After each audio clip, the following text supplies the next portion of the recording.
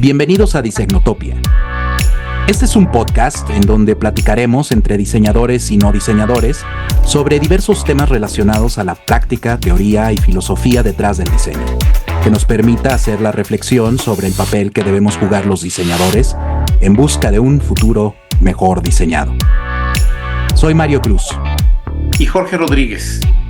Te invitamos a que nos acompañes en Disegnotopia.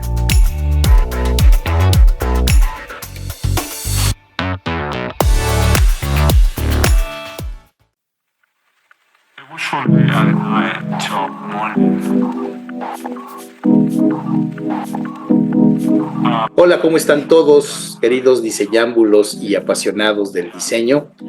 Aquí una vez más en Disegnotopia nos hemos dado la tarea, Mario y yo, de dar continuación a este tema tan apasionante que es el pensamiento fuera de la caja. En esta ocasión vamos a platicar sobre los principios que nos llevan a pensar fuera de la caja. Resumiendo un poquito, en el capítulo anterior hablamos de cómo poner orden, de cómo orientar el pensamiento de la caja.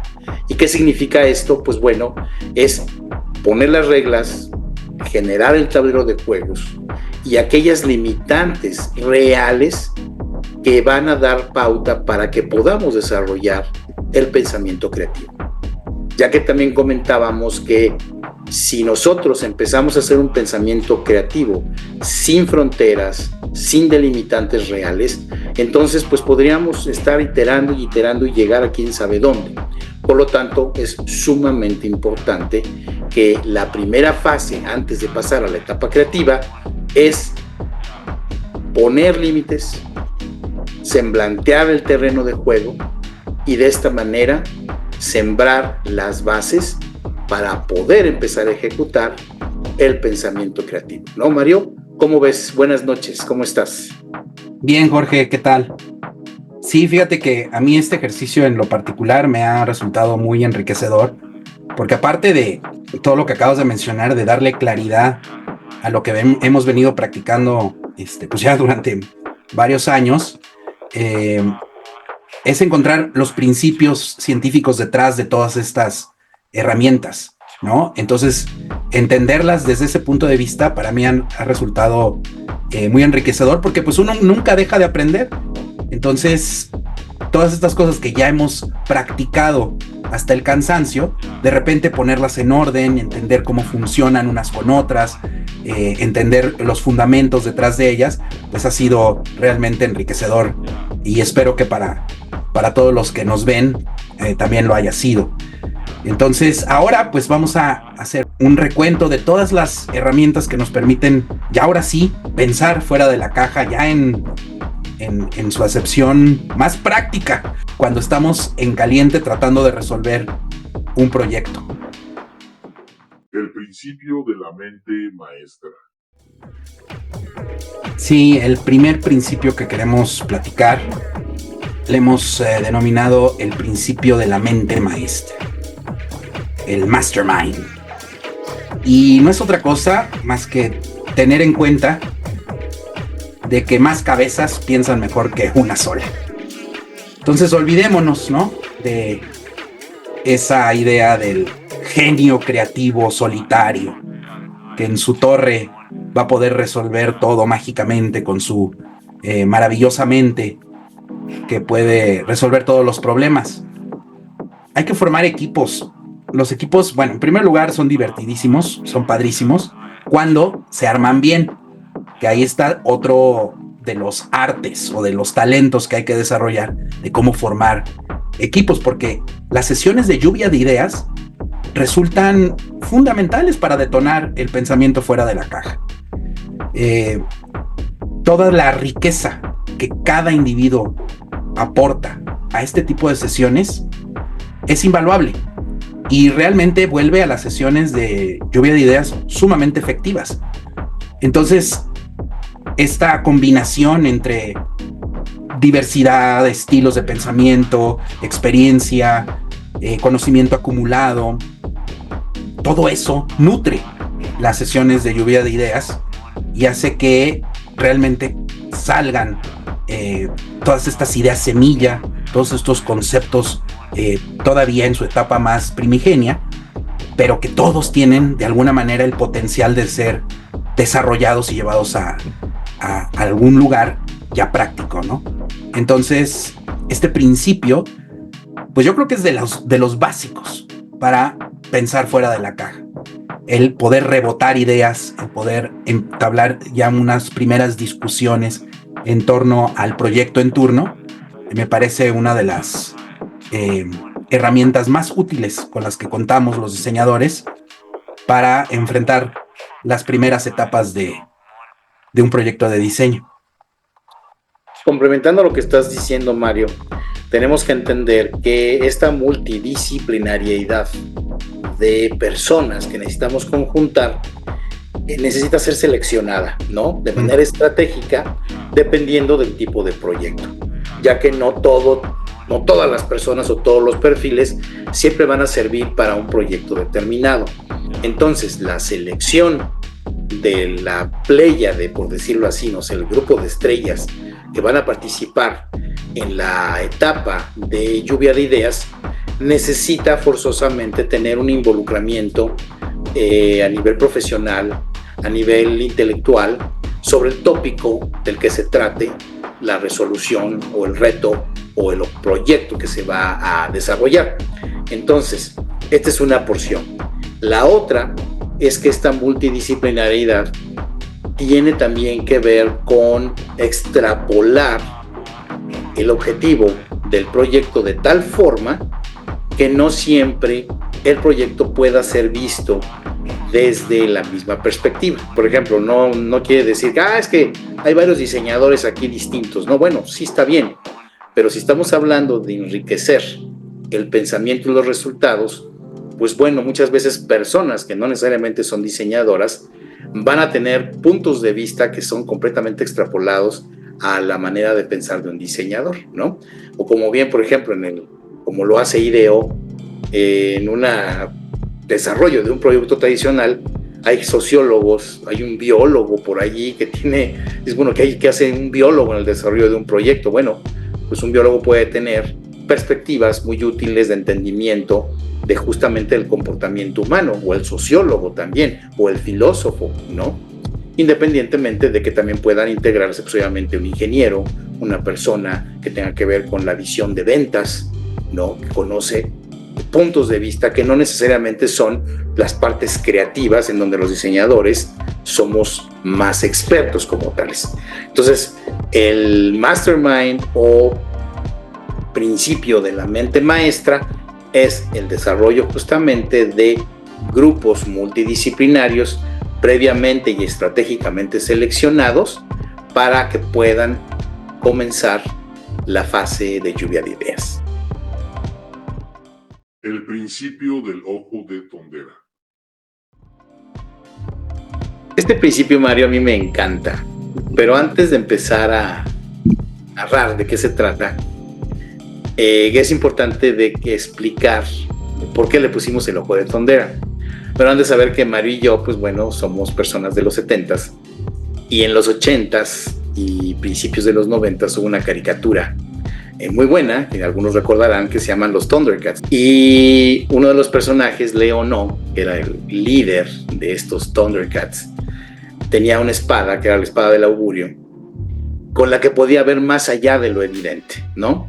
Y esta frase queda como anillo al dedo para el ojo de tondera, justamente porque la espada se llamaba el ojo de tondera, ¿no? Entonces tenía un ojo como de gato y él se la ponía aquí y podía ver más allá de lo evidente. Entonces, justamente para este principio se requiere del pensamiento heurístico intuitivo. ¿Por qué?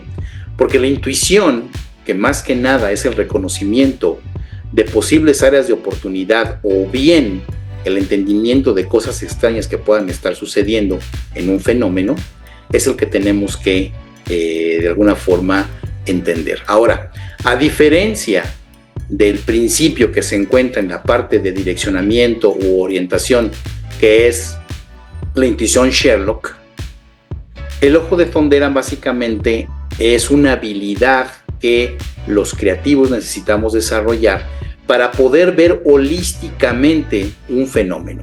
¿Y a qué se refiere esto? Que podamos ver las distintas perspectivas o puntos de vista que pueden atacar ese fenómeno al mismo tiempo, ¿no? Funcionales, de usabilidad, económicos, de manufactura, todo como que en una rápida tormenta de ideas nos puedan llevar a conclusiones intuitivas que pueden ser una base muy, muy interesante. Entonces, el principio de ojo de frontera justamente es desarrollar o sacar a la luz la mayor intuición que podamos dentro de un fenómeno a través de observarlo desde muy diversos espacios. ¿Qué quiere decir esto? Uno como creativo necesita desarrollar del pensamiento divergente y convergente para poder entender una situación de forma compleja. ¿Qué quiere decir? Que tenemos que aprender a pensar o utilizar el pensamiento complejo, que es el desarrollo de múltiples inferencias tomando como base datos extrapolados que puedan llegar desde diferentes perspectivas en diferentes temáticas, pero que todos juntos afecten al mismo problema. Está cañón, ¿verdad? Pero sí, ¿por qué creen? Se puede, ¿no? Sí se puede, ¿no, Mario? Sí. Fíjate que muchas clases de las maestrías van en torno a esta habilidad. Recuerdo que Don Norman lo explica muy bien en una de sus conferencias. Dice que para las universidades el departamento de diseño es difícil de ubicar. Entonces nos ha pasado, ¿no? Unas veces es parte del colegio de ingeniería, otras veces es del departamento de arquitectura, otras veces está relacionado con arte. Nunca saben dónde colocar. No somos ni de aquí ni de allá. Ni de aquí ni de allá. Y justamente se debe a esto que acabas de mencionar. Nuestro objetivo no es acumular conocimiento de manera vertical.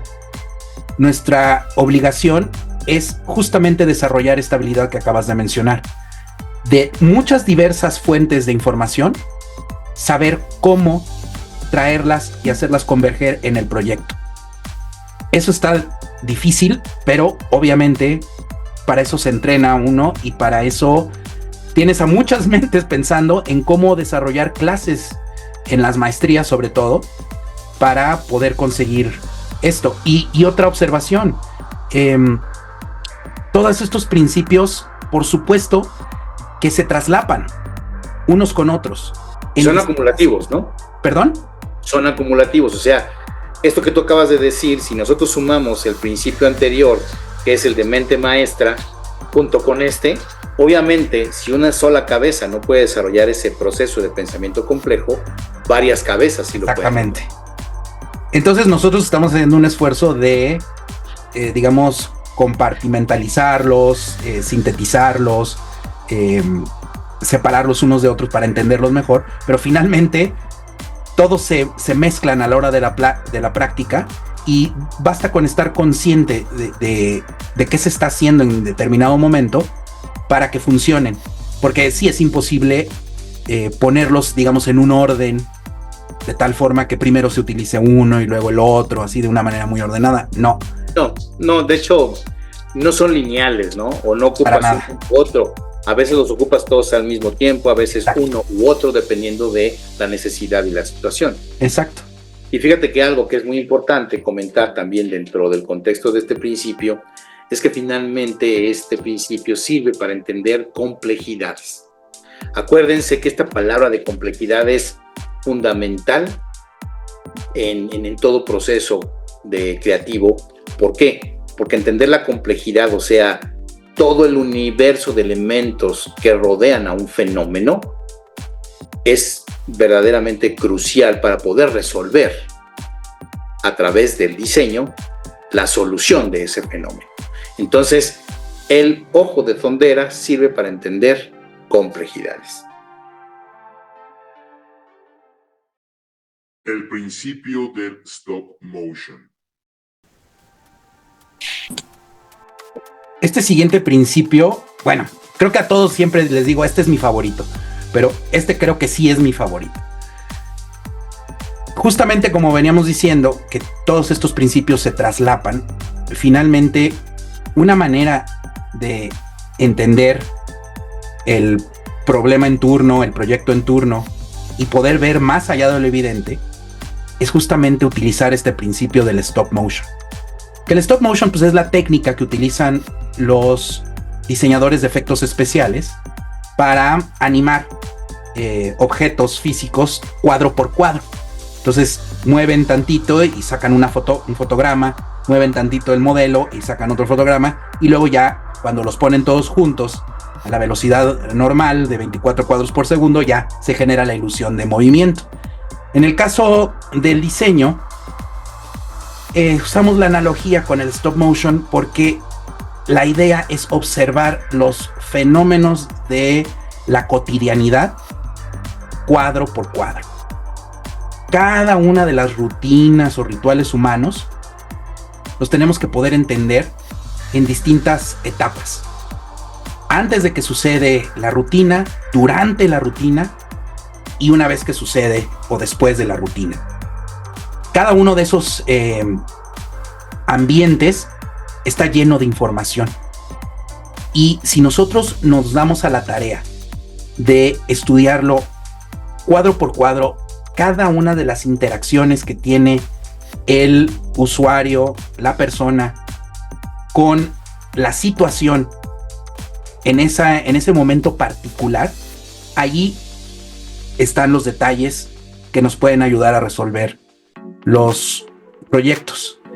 Claro, este es el principio. Y esto es una muy buena oportunidad para empezar a aclarar lo que es un principio y lo que es una herramienta. Yo las suelo confundir. Y no porque las confunda de no entender cuál es cuál, sino sencillamente otra vez utilizo como sinónimos las palabras y está mal. El principio es el fundamento y la herramienta obviamente ya es la aplicación del fundamento. Entonces la aplicación, la manera de aplicar este principio es con la famosa herramienta del Journey Wheel, el recorrido del usuario a través de todo el proceso de la interacción con los objetos que le permiten resolver una rutina cotidiana. Entonces, este principio está fundamentado totalmente en el User-Centered Design, en donde el objetivo es podernos centrar en las necesidades de los usuarios y poder detectar cada una de las situaciones en las que entra con una interacción ese usuario con el objeto en turno. Entonces, esta actividad genera mucha empatía con respecto al usuario, porque nos estamos enfrentando a ese día a día, a esa situación en donde el usuario está enfrentándose a una situación y la resuelve como mejor entiende. Y ahí, en esos momentos en donde estamos viendo al usuario enfrentarse a esas situaciones, es donde entran todos los principios acumulados anteriormente, por ejemplo el del 6 y el 9, para ver cuál es el punto de vista del usuario en ese instante. Y en ese instante nosotros tenemos que ser capaces de reconocer cuáles son sus reacciones emocionales. Y si somos capaces de detectarlas, podemos ya empezar a decir, aquí hay un área de oportunidad. El usuario está reaccionando de tal forma a este evento que está tratando de resolver como mejor lo puede enfrentar, pero se está enfrentando a una situación en donde no puede resolverlo a cabalidad. Y eso le genera, por ejemplo, una frustración, un descontento, y en el peor de los casos puede llegar incluso a lastimar la integridad física del usuario, ¿no? Ya entonces sí es una cuestión de emergencia resolver esa situación, ¿no? Pero entonces en este repaso de cada una de las situaciones en las que el usuario se enfrenta a un determinado fenómeno, en ese repaso están los detalles que nos van a permitir encontrar esas pepitas de oro, que son las que nos permiten encontrar las soluciones a los proyectos. Sí, efectivamente, Mario, creo que esto que tú estás diciendo vale la pena ejemplificarlo un poquito, ¿no? Claro. Pongamos una situación. ¿Quién no ha enfrentado una máquina de estas a donde uno paga los boletos, verdad? Digo, hoy en día han evolucionado bastante, pero las que existían hace 10 años eran una cosa atroz, ¿no? Entonces, lo que tú estás comentando, en donde uno necesita no solamente entender la situación, el fenómeno, sino entenderlo cuadro a cuadro, es como agarrar, por ejemplo, y ver una película, ¿no? Entonces, imagínense que ustedes ven una película que no tiene 24 cuadros por segundo, sino ustedes lo ven nada más cada 3 cuadros por segundo. Entonces van a ver la película así, ¿no? Pues imagínense que están el malo y el héroe peleando, y de repente el malo ya tiene sometido al héroe en esa imagen, y en la siguiente imagen ya cambió, el héroe tiene sometido al malo, y dice, oye, pues ¿qué pasó? Se perdió información fundamental allí, ¿sí? Hago esta analogía dentro de este paréntesis porque muchas veces como diseñadores somos perezosos en verdaderamente correr los 24 cuadros, donde perdemos información fundamental. Entonces, regresando al ejemplo de la máquina, cuando nosotros vemos una persona o nosotros mismos nos cachamos utilizando una de ellas, el hecho de entender las emociones que nos disrumpen, como decía Mario, de frustración, de enojo, de confusión, de anhelo, ¿no? Porque muchas veces no todo es negativo, sino las cosas pueden estar bien, pero pudieran estar mejor y surge un anhelo, ¿verdad? Entonces, uno utiliza ahí, por ejemplo, la intuición Sherlock. O sea, mirar las cosas de manera diferente, con la paciencia de un anciano y con la sagacidad de un niño, hace que justamente nos podamos dar cuenta de esas emociones disruptivas por segundo que están cambiando el estado de ánimo de una persona. Y recordemos que finalmente todo es una experiencia. Y como diseñadores, somos diseñadores de productos que generan experiencias, y estas experiencias deben de ser positivas. Entonces, imagínense esta máquina que está mal diseñada, que tenemos que estar adivinando, hasta tienen números, ¿no?, para poder seguir una secuencia. Imagínense que esa máquina está en un estacionamiento y salimos a las 12:30, 1 de la mañana, y ya está todo solo, y vengo solo yo, o con mi esposa, o con mi hijo, y entonces, o una mujer, ¿no? Y de repente hay un auto sospechoso allí, con gente adentro, y yo, pues tengo que ponerme aparte, lidiar con la máquina. Entonces ya estoy en un estado psicológico que no me permite con detenimiento entender paso a paso qué necesito hacer. Yo necesito una máquina que me resuelva inmediatamente a través de percepciones intuitivas, rapidísimas, cómo hacerlo, pagar, pum, y vámonos, ¿no? Entonces, como diseñadores, tenemos que ponernos en todas esas circunstancias, y por eso el Journey Wheel, parte de su contexto, esa herramienta, nos sirve para determinar la situación, ¿no?, sobre la cual vamos a generar la simulación. Si está lloviendo, si está oscuridad, si es de día, si es de noche, si tengo mucha gente, si tengo presión, si no tengo presión. Tenemos que aprender a simularlo todo en las circunstancias quizás más difíciles, para que el desempeño del producto y la experiencia sean lo más satisfactorios.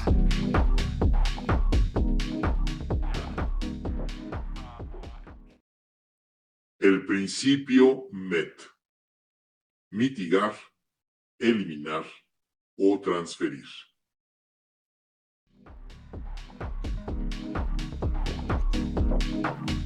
Fíjate, Mario, que este principio MET es verdaderamente importante. Y como bien lo platicábamos, también puede estar dentro de las herramientas de orientación. Como bien ya lo dije en la cortinilla, eliminar, mitigar o transferir. ¿A qué nos referimos con esto? Fíjate que una situación, un reto, una problemática, si bien ya existe un producto que la resuelva,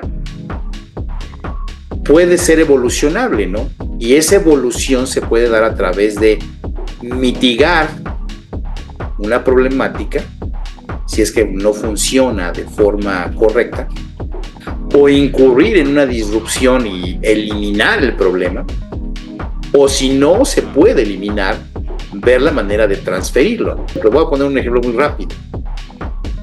Un cambio de llanta. Aquí ya han surgido las 3 formas de atacar el problema. Si yo en un vehículo vengo y se me poncha la llanta, pues sé que tengo un gato, tengo una llanta de refacción y hay todo un proceso para poder cambiar la llanta. Y aquellos que hayan cambiado una llanta se han dado cuenta que es un proceso altamente frustrante y difícil, sobre todo para aquellas personas que nunca lo han hecho y de repente se enfrentan por primera vez para hacerlos. Entonces, pues ya hay 2 soluciones que ya existen al respecto, pero por ejemplo, una podría ser mitigar el problema, como analizar toda la secuencia del ritual bajo el principio del stop motion y ver desde dónde empieza hasta dónde acaba a través de pasar por el antes, el durante y el después, ¿verdad? Y entender en dónde podemos menguar las frustraciones a las cuales el usuario se encuentra al momento de estar cambiando la llanta, que son en EMIL, se los comento porque ya desarrollamos un proyecto exprofesamente para Ford, en donde simplemente lo que hicimos fue mitigar, hacer cambios en componentes involucrados dentro de todo el ritual, y de esta forma hacemos una estrategia de ayuda para que el problema ya no sea tan grande como solía ser. Entonces la mitigación es la disminución de los problemas que existen a través de otras soluciones ya previamente hechas que van a ser mejores y van a ayudar a menguar la frustración o la problemática para una persona. Pero también en el paradigma de cambio de ruedas, pues existe la eliminación y ya se inventó una solución para ello. ¿Y cuál creen que sea? Las llantas Run Flat. Las llantas Run Flat, como algunos vehículos las traen, tienen una especie como de gel que cuando se pinchan, pues no se ponchan, ¿verdad? Y permiten que el vehículo ruede hasta su destino e inclusive pueden aguantar bastantes rodadas antes de que la llanta tenga que sufrir un cambio como tal. Entonces esa es la eliminación del problema, que quiere decir que en un vehículo que ya está diseñado para tener llantas Run Flat, pues prácticamente todo el ritual de cambio se reduce a nada. Y en el tercer caso de la transferencia, pues ya también existen los seguros, ¿verdad? Entonces, si nosotros nos vemos incapacitados por la situación, que está lloviendo, que no lo sé hacer, que no tengo la fuerza o lo que sea, y se me poncha una llanta y no tengo llantas Run Flat, la transferencia radica en el hecho de que yo pues le marco a mi seguro, me quedo allí esperando tranquilo dentro de mi vehículo hasta que llegue un especialista, me cambie la rueda de un servicio que yo ya estoy pagando y asunto solucionado. Entonces, la estrategia MET nos sirve dentro del pensamiento de solución de problemas o el pensamiento fuera de la caja para cambiar la perspectiva de un problema. Entonces, esto ayuda mucho. ¿Por qué? Porque si estamos ciclados en la lógica de eliminación o de mitigación y no hemos visto la de transferencia, probablemente ahí surja una nueva oportunidad para dar solución al problema al que estamos enfrentando.